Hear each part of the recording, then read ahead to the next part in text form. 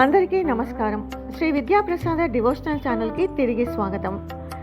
దేవి నవరాత్రుల్లో మొదటి రోజైన అమ్మవారి అలంకారం శ్రీ శైలీపుత్రి దేవి. ఈ శైలీపుత్రి దేవి అలంకార విశిష్టత ఏంటో ఈరోజు తెలుసుకుందాం.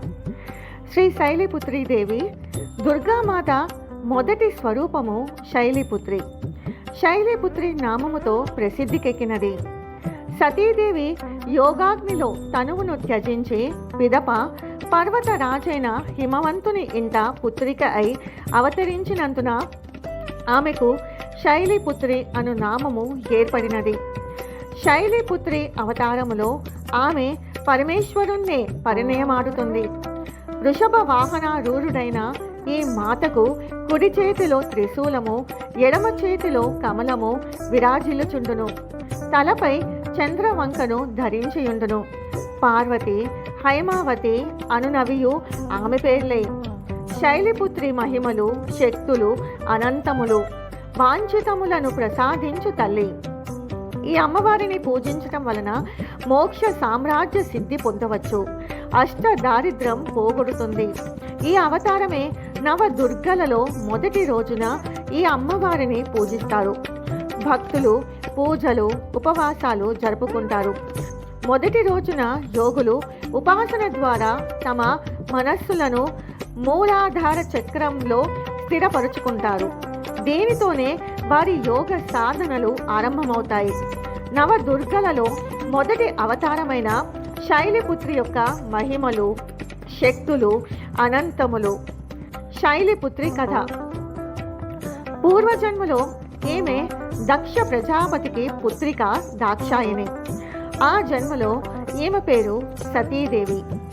ఈమె పరమేశ్వరుని పరిణయమాడినది. ఒకసారి దక్షుడు నిరీశ్వర యాగమును ఆచరిస్తాడు.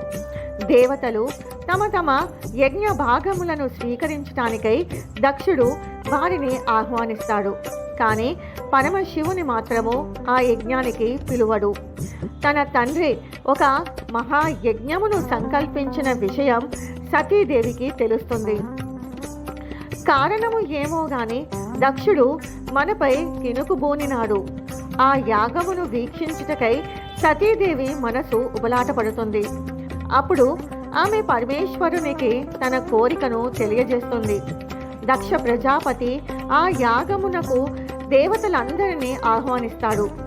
యజ్ఞ భాగములను కూడా వారికి సమర్పించుతున్నాడు. కానీ ఉద్దేశపూర్వకముగానే మనలను పిలువలేదు. కనీసము సమాచారమునైనను తెలుపలేదు. ఇట్టి పరిస్థితిలో నీవు అచ్చటికి వెళ్ళుట ఏ విధముగాను మంచిది కాదు అని హితవు బోధించారు. శంకరుని ఈ హితవచనము ఆమె చెవికెక్కలేదు. ఈ యజ్ఞ మిషతోనైనా అక్కడికి వెళ్ళి తన తల్లిని, తోబుట్టువులను చూడవచ్చునన్న కోరిక ప్రబలంగా ఉండటంతో అనుమతికై ఆమె పట్టుబడుతుంది. ఆమె పట్టుదలను చూసి చివరకు శంకరుడు అనుమతిస్తారు. సతీదేవి తన తండ్రి ఇంటికి వెళ్ళినప్పుడు ఇంట్లో వారు ఎవ్వరూ ఆమెతో మాట్లాడరు, ఆదరించరు. అందరూ ముఖాలను పక్కకు తిప్పుకొంటారు. తల్లి మాత్రము ఆమెను ప్రేమతో కౌగిలించుకుంటుంది. తోబుట్టువుల పలుకులలో వ్యంగ్యం, పరిహాసము నిండి ఉంటాయి. తన వారి ప్రవర్తనకు ఆమె మనస్సు కలత చెందుతుంది. అందరిలోనూ శంకరుని పట్ల నిరాధరణ భావమే ఉండటం ఆమె గమనిస్తుంది. తండ్రి అయిన దక్షుడు ఆమెతో అవమానకరంగా మాట్లాడతాడు. ఇదంతా అనుభవించిన పిమ్మట సతీదేవి హృదయము క్షోభతో, క్రోధముతో ఉడికిపోతుంది. పరమేశ్వరుని మాటను పాటించక నేను ఇచ్చటికి వచ్చి పెద్ద పొరపాటే చేసి తిని అని ఆమె అనుకుంటుంది. తన భర్త అయిన పరమేశ్వరునికి జరిగిన ఈ అవమానమును ఆమె సహించలేక వెంటనే ఆమె తన రూపమును అక్కడికక్కడే యోగాగ్నిలో భస్మము గావిస్తుంది. భరింపలేని ఈ దారుణ దుఃఖకరమైన సంఘటనను గురించి విని పరమశివుడు క్రోధితుడవుతాడు. ఆయన తన ప్రమద గణాలను పంపి దక్షిణ యజ్ఞాన్ని పూర్తిగా ధ్వంసం చేయిస్తారు. సతీదేవి యోగాగ్నిలో తన తనువును చాలించి మరు జన్మలో శైలరాజైన హిమవంతునికి పుత్రికగా అవతరిస్తుంది. అప్పుడు ఆమె శైలపుత్రిగా ప్రసిద్ధికెక్కుతుంది.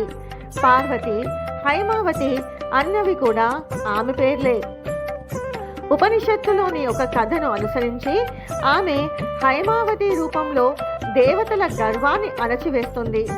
మహిషాసురుని సంహరించేందుకు యుద్ధంలో మొదటి రోజు పరాశక్తి ఇలా పార్వతీదేవిగా వచ్చింది. కాబట్టే నవరాత్రుల మొదటి రోజు శైలిపుత్రి దుర్గాదేవిని ఆరాధిస్తారు. ఈరోజు అలంకరణ ఈరోజు అమ్మవారిని బంగారం, ఎరుపు రంగు చీరతో శైలిపుత్రి అవతారంలో అలంకరించి పూజిస్తారు. ఈరోజు అమ్మవారికి నైవేద్యంగా చక్కెర పొంగలి, పులిహోర నైవేద్యంగా సమర్పిస్తున్నారు. సో ఫ్రెండ్స్, తెలుసుకున్నారుగా శైలిపుత్రి అవతారం వెనకాల ఉన్న విశిష్టతను. ఇలాంటి ఆసక్తికరమైన విశేషాలను మీ ముందుకు తీసుకొస్తుంది మా ఛానల్ని లైక్ చేయండి, కామెంట్ చేయండి, షేర్ చేయండి, సబ్స్క్రైబ్ చేసుకోవడం మాత్రం మర్చిపోకండి. సర్వే జనా సుఖినో భవంతు. స్వస్తి.